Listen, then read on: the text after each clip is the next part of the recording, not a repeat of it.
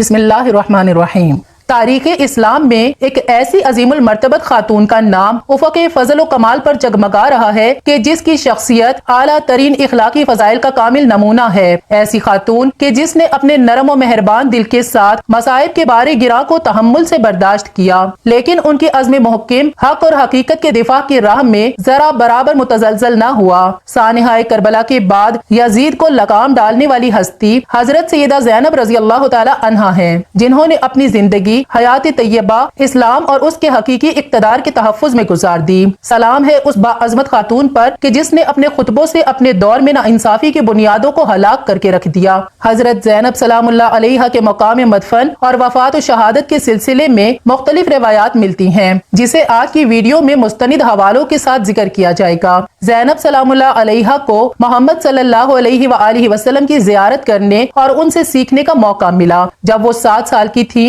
तो उनके नाना मोहम्मद सल्लल्लाहु अलैहि वसल्लम का इंतकाल हो गया। हजरत ज़ैनब रज़ी अल्लाह तआला अन्हा 5 जमादिउल अव्वल सन 5 हिजरी या 6 हिजरी को इस दुनिया में तशरीफ लाई। एक रिवायत के मुताबिक आपकी विलादत बासआदत शाबान 6 हिजरी के इब्तदाई दिनों में हुई। हजरत ज़ैनब रज़ी अल्लाह तआला अन्हा के वालिद गिरामी अमीरुल मोमिनीन हजरत अली रज़ी अल्लाह तआला अन्हो और आपकी वालिदा माजिदा सैयदतुन निसाउल आलमीन हजरत फातिमा सलामुल्लाह अलैहा हैं। आपको ऐसे अजीम वालिदैन होने का शर्फ हासिल है कि जिनकी मिसल पूरी कायनात में कोई नहीं हो सकता। जब हजरत ज़ैनब रज़ी अल्लाह तआला अन्हा इस दुनिया में तशरीफ लाई तो हजरत फातिमातुज़ ज़हरा रज़ी अल्लाह तआला अन्हा उन्हें हजरत अली इब्ने अबी तालिब अलैहिस्सलाम के पास लेकर आईं और उनसे फरमाया कि आप इस बच्ची का नाम रखें। तो हजरत अली करमल्लाहु वजहुल करीम ने फरमाया कि मैं अल्लाह के रसूल सल्लल्लाहु अलैहि वसल्लम से पहले इसका नाम नहीं रख सकता। और फिर जब आप सल्लल्लाहु अलैहि वसल्लम तशरीफ लाए तो उन्होंने फरमाया कि अभी जिब्राइल अमीन अलैहिस्सलाम आए हैं और कहा है कि इस बच्ची का नाम ज़ैनब रखो।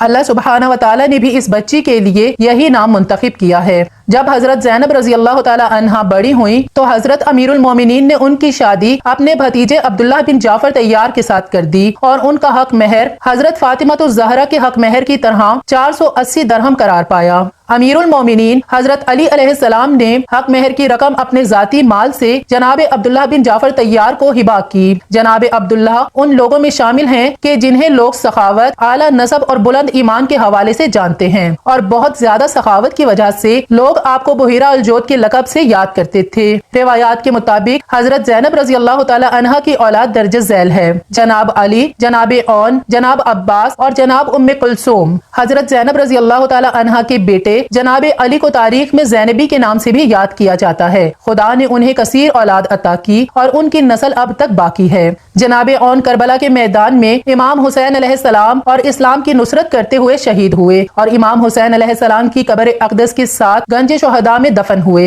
हजरत ज़ैनब रज़ी अल्लाह तआला अन्हा ने ऐसे पाक व ताहिर घर में परवरिश पाई कि जिसमें जिक्र खुदा अपने उरूज और मेराज की मंजिलों को छूता और स्वाले आमाल अपनी अदायगी के हक को पाते, जिसमें हजरत अली रज़ी अल्लाह तआला अन्हो के इल्म व हिकमत की सरपरस्ती होती, जहाँ हजरत फातिमातुज़ ज़हरा के लुत्फ़ व करम का साया रहता और जहाँ जवानाने जन्नत के सरदारों की हर वक्त मजलिस नसीब होती। ऐसे अजीम घर में तरबियत व परवरिश पाने वाली शख्सियत का हक यही है कि वो हर कमाल के आला तरीन मरातिब पर फाइज हो। यही वजह है कि हजरत ज़ैनब रज़ी अल्लाह तआला अन्हा में वो तमाम आला सिफात, कमाल और फजाइल पाए जाते थे कि जिनकी नजीर किसी भी खातून में मिलना नामुमकिन है। इन्हीं फजाइल और मनाकिब की वजह से आपको सद्दीक़तुस सुग़रा, अकीला, बनी हाशिम, मौसिका, आरिफा, कामिला, आबिदा, आले अली और बहुत से दूसरे अलक़ाबात से याद किया जाता है। इसमें कोई मुबालगा नहीं है कि भाई बहन का जो अजीम ताल्लुक इमाम हुसैन अलैहिस्सलाम और हजरत ज़ैनब रज़ी अल्लाह तआला अन्हा के दरमियान मौजूद था, ना तो ऐसा ताल्लुक तारीख में पहले किसी बहन भाई में था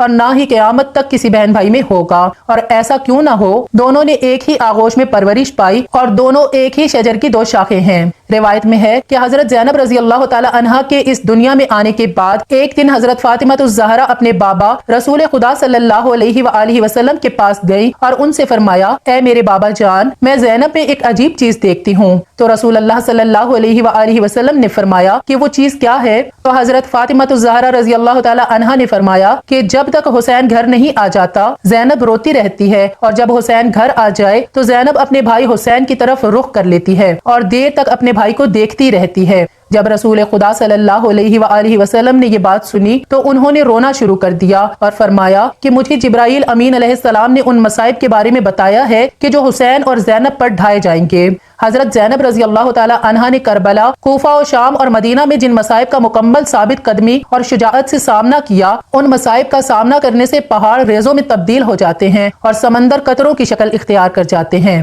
لیکن حضرت زینب رضی اللہ تعالی عنہا اسلام کی حفاظت و بقا کے لیے قربانیاں دینے سے ذرا برابر بھی نہ گھبرائیں اور اپنے بھائی کا بے سر لاشا ہاتھوں میں لے کر آسمان کی طرف منہ کر کے فرماتی ہیں، اللہم تقبل منا ھذا القربان، اے اللہ تو ہماری اس قربانی کو قبول فرما۔ حضرت زینب رضی اللہ تعالی عنہا کے زہد و تقوی اور عبادت کے بارے میں تاریخ یوں بیان کرتی ہے۔ حضرت زینب رضی اللہ تعالی عنہا نے کائنات کے مشکل ترین دنوں اور کربلا و شام جیسے مصائب میں بھی کبھی اپنی نماز تہجد کو بھی قضا نہیں کیا تھا۔ فاضل قائنی لکھتے ہیں کہ حضرت امام سجاد علیہ السلام فرماتے ہیں کہ شام جاتے ہوئے میری پھپھی زینب رضی اللہ تعالی عنہا نے راستے کے تمام تر مصائب کے باوجود اپنی نماز تہجد تک قضا نہ کی۔ ایک دن میں نے دیکھا کہ میری پھپھی بیٹھ کر نماز پڑھ رہی ہیں تو میں نے ان سے بیٹھ کر نماز پڑھنے کا سبب پوچھا تو انہوں نے فرمایا کہ میں بھوک اور کمزوری کی شدت کی وجہ سے بیٹھ کر نماز پڑھ رہی ہوں۔ اس کی وجہ یہ تھی کہ اسیران کربلا کو ظالم جو کھانا دیتے تھے وہ انتہائی کم ہوتا تھا، جس کی وجہ سے بی بی زینب اپنا کھانا بھی بچوں میں تقسیم کر دیتی تھیں۔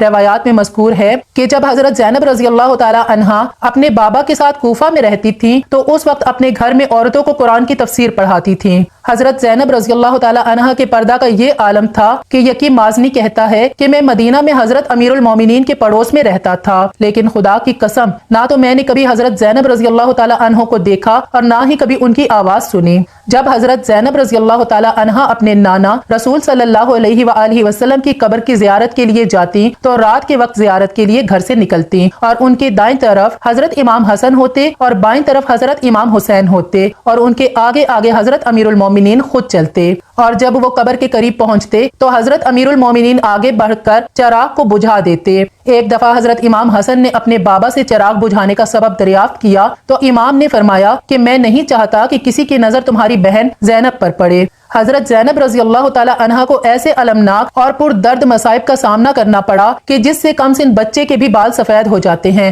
ملکہ کائنات کی اس عظیم بیٹی نے اپنے تمام عزیزوں کو یکے بعد دیگرے شہید ہوتا ہوا دیکھا۔ رسول خدا صلی اللہ علیہ وآلہ وسلم اور اپنی والدہ حضرت فاطمہ الزہرا کے رخصت ہونے کے بعد پھر اپنے بابا حضرت امیر المومنین حضرت علی رضی اللہ تعالی عنہ کے سر پر لگنے والی ضرب اور شہادت کا دکھ برداشت کرنا پڑا، اور اس کے کچھ عرصے بعد اپنے مسموم بھائی حضرت امام حسن علیہ السلام کی شہادت اور ان کے جنازے پر لگنے والے تیروں کو دیکھا، اور پھر کربلا کے میدان میں اہل بیت پر ہونے والے کائنات کے سب سے بڑے مظالم کی گواہ بنی، اور رسول خدا صلی اللہ علیہ وآلہ وسلم کی نواسی ہونے کے جرم میں قید و بند کی مصیبتوں کو بھی برداشت کیا، لیکن ان تمام مصائب کے باوجود اپنے موقف پر ایسے ثابت قدم رہیں کہ پہاڑ اپنی جگہ سے ہلتے ہیں تو ہل جائیں، لیکن رسول کی نواسی کی ثابت قدمی میں ذرہ برابر فرق نہ آیا۔ اپنی گفتار اور سیرت میں ایسی شجاعت اور دلیری سے کام لیا کہ لوگوں کو حضرت علی بن ابی طالب کی شجاعت یاد آ گئی۔ صبر اور دانائی میں اپنی والدہ حضرت فاطمہ الزہرا رضی اللہ تعالی عنہا کی شبیہ بن کر تاریخ کے صفحات پر ظاہر ہوئیں۔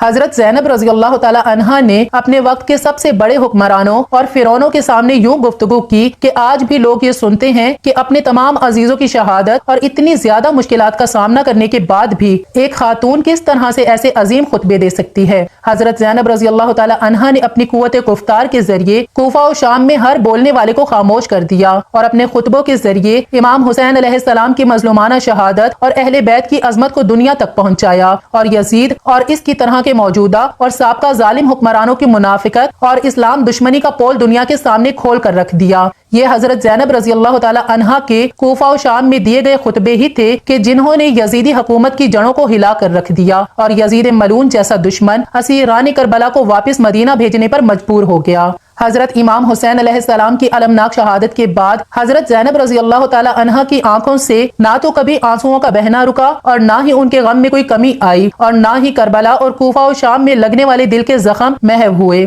روایت میں ہے کہ جب حضرت زینب رضی اللہ تعالی عنہا نے 62 ہجری کو مدینہ سے شام کا سفر کیا تو راستے میں ایک درخت کے پاس سے گزری کہ جس پر ظالموں نے اسیران کربلا کا قافلہ لاتے ہوئے امام حسین علیہ السلام کا سر اقدس لٹکایا تھا۔ اس درخت کا دیکھنا تھا کہ وہ تمام مسائب پھر سے آنکھوں کے سامنے آ گئے کہ جن کو حضرت زینب رضی اللہ تعالی عنہا نے دیکھا تھا، اور کربلا کے دیے ہوئے تمام زخم دوبارہ تازہ ہو گئے۔ حضرت زینب رضی اللہ تعالی عنہا اپنے بھائی امام حسین علیہ السلام کی شہادت کے تقریباً 2 سال بعد 15 رجب المرجب 62 ہجری اپنے خالق حقیقی سے جا ملی۔ آپ کی قبر کے بارے میں سب سے قوی اور مضبوط روایت یہی ہے کہ کربلا سے مدینہ پہنچنے کے بعد کچھ عرصہ آپ نے وہاں قیام کیا، اور پھر محرم 62 ہجری میں آپ نے پھر سے اپنے بھائی امام حسین علیہ السلام کے مشن کو دنیا عالم میں پھیلانے کے لیے اس دنیا کے دارالخلافہ دمشق کا رخ کیا۔ یزید کو جب آپ کی دمشق میں موجودگی اور یہ پتہ چلا کہ سیدہ زینب رضی اللہ تعالی عنہا یزید کے خلاف عوام الناس کی عورتوں کو خطبے دے رہی ہیں تو اس نے آپ کو زہر دلوا کر شہید کر دیا، اور کچھ روایات میں آیا ہے کہ آپ کو محل میں نظر بند کیا گیا جہاں پر آپ کی وفات ہوئی، جبکہ ایک روایت یہ ملتی ہے کہ آپ مدینہ سے ابھی دمشق کی سرحد پر پہنچی تھیں اور آپ اپنے کربلا سے دمشق اور دمشق سے مدینہ کے اذیت ناک سفر کو یاد کر کے اتنا روئیں کہ آپ کی روح پرواز کر گئی، اس لیے دمشق میں موجود شام میں ہی آپ کو دفنایا گیا۔